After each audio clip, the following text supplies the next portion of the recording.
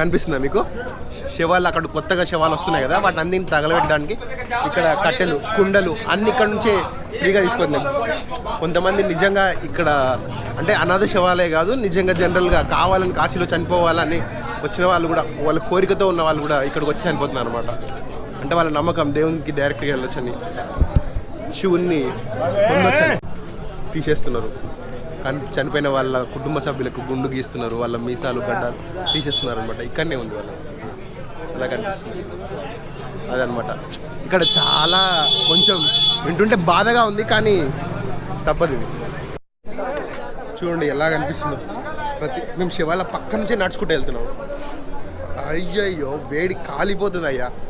చూడండి ఎలాగా ఇవన్నీ శవాలు మిద్దె మీద ఇలా పైన అనమాట, మిద్దె పైన ఇవన్నీ కట్టెలు ఎలా ఉన్నాయి.